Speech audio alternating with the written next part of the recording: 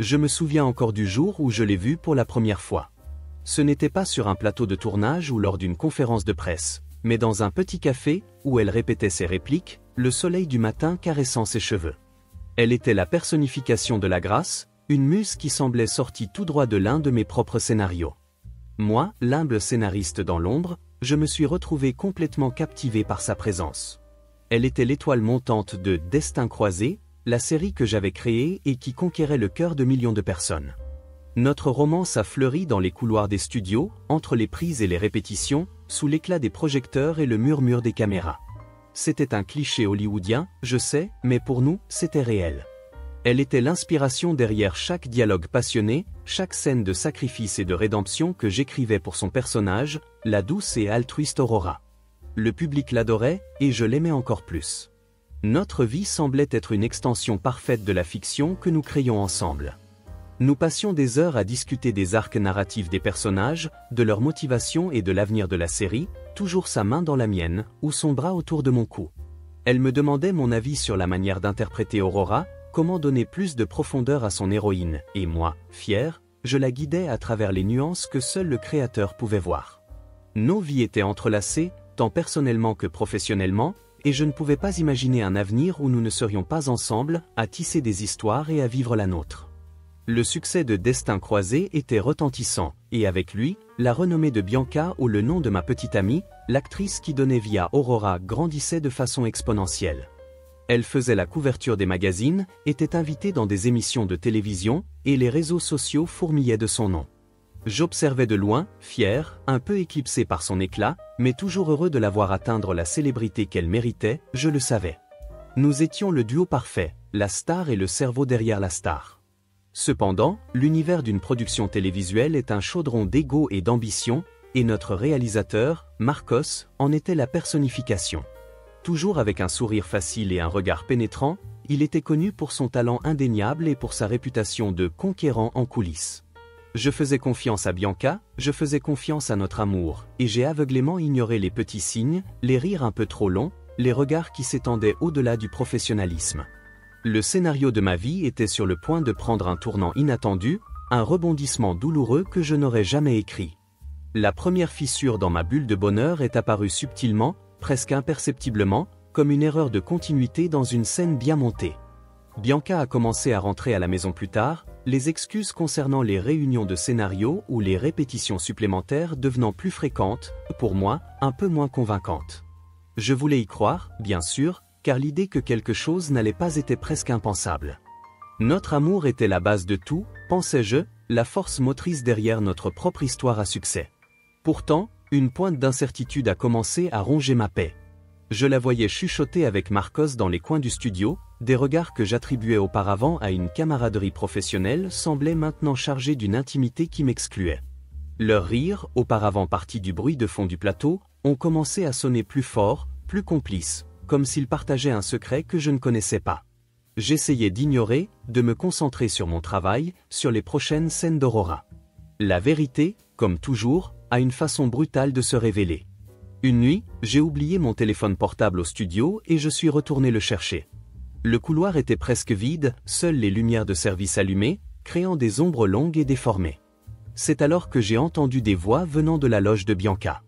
Ce n'étaient pas des voix de répétition, ni de discussion de scénario. C'étaient des voix des « intimités », et l'une d'elles était celle de Marcos. Mon cœur s'est effondré, comme s'il avait été arraché de ma poitrine et jeté au sol. La porte était entr'ouverte, et ce que j'y ai vu a confirmé mes pires craintes, les murmures de mon intuition que j'avais réduits au silence. Bianca et Marcos, dans une étreinte qui n'était pas celle d'amis, un baiser qui n'était pas celui de collègues de travail. Le monde a basculé en un instant.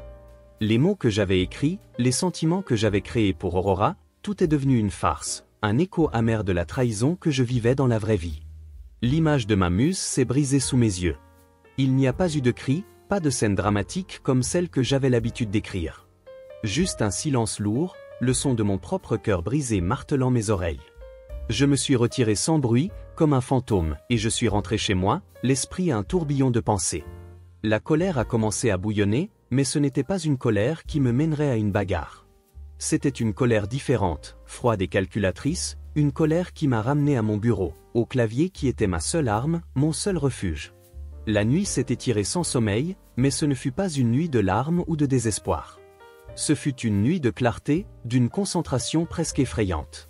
Mon esprit, auparavant obscurci par la douleur de la trahison, fonctionnait maintenant avec une précision chirurgicale. Les larmes ne sont pas venues. À la place, une froideur s'est installée, une détermination glaciale qui m'a poussé vers le bureau où ma créativité s'épanouissait. Je ne me briserai pas, je ne m'inclinai pas. Je réécrirai. Tandis que la ville dormait et que le couple adultère rêvait ses rêves volés, je tapais, la lumière de l'écran se reflétant dans mes yeux fixes. Le scénario de la nouvelle saison de Destin croisé était prêt, attendant les dernières retouches. Mais maintenant, il serait mon instrument de vengeance, la toile vierge où je peindrais la ruine de la femme qui m'avait trahi. Chaque mot serait une flèche, chaque scène, un coup de poignard silencieux. Le plan prit forme, cruel dans sa simplicité. Aurora, le personnage adoré du public pour sa pureté et sa bonté, entamerait une lente et douloureuse descente aux enfers. Ce ne serait pas un changement abrupt, mais une progression graduelle, presque imperceptible au début, qui tromperait même les fans les plus dévoués. Elle commencerait à prendre de petites décisions égoïstes, à montrer des facettes de cruauté déguisées en pragmatisme. À chaque paragraphe, je ressentais un étrange pouvoir. Le pouvoir de manipuler les perceptions, de modeler la réalité à travers la fiction. Les actions d'Aurora dans le scénario en viendraient à refléter les actions de Bianca dans la vraie vie. La trahison serait subtilement incorporée au récit, le public verrait le personnage s'éloigner de ses valeurs, sans savoir qu'il assistait à une vengeance méticuleusement orchestrée. J'ai imaginé Bianca lisant les nouvelles scènes, l'expression d'effroi et de confusion s'installant sur son visage en réalisant le virage moral subtil mais indéniable de son personnage. Elle devrait interpréter sa propre chute, semaine après semaine, forcée de faire face à un miroir déformé de ses propres choix. Et le meilleur de tout ? Personne, à part moi, ne connaîtrait la véritable raison de la transformation d'Aurora. Ma vengeance serait un spectacle public, mais avec une signification secrète, personnelle. La première lecture du nouveau scénario de la saison fut un spectacle en soi. J'observais Bianca de près, masquant mon examen sous le masque d'un scénariste attentif aux détails. Elle lut les répliques d'Aurora, les premières qui annonçaient le tournant, et je vis une ride de confusion se former entre ses sourcils. C'était subtil, mais elle était là.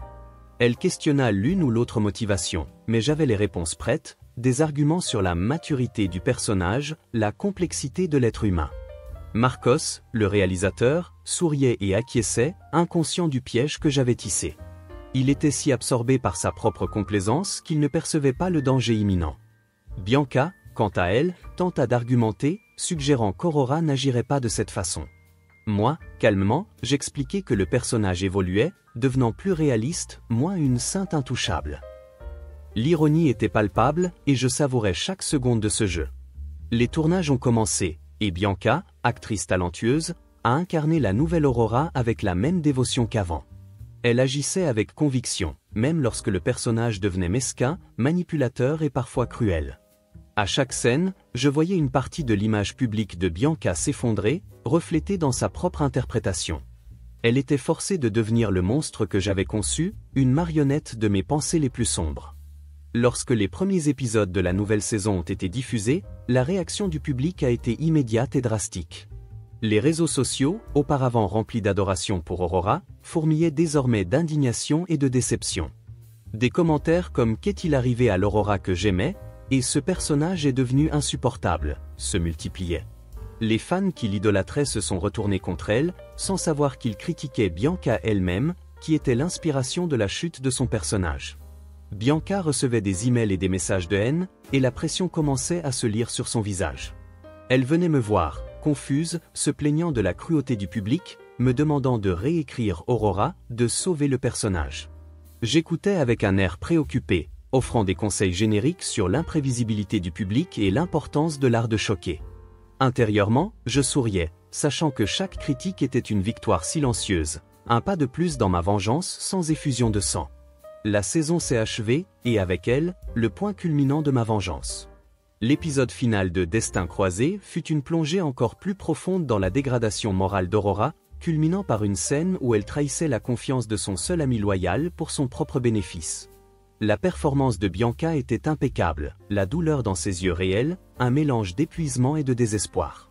Elle interprétait sa propre ruine, et le public, ignorant de tout, la détestait pour cela. Après la diffusion du dernier épisode, la répercussion fut dévastatrice.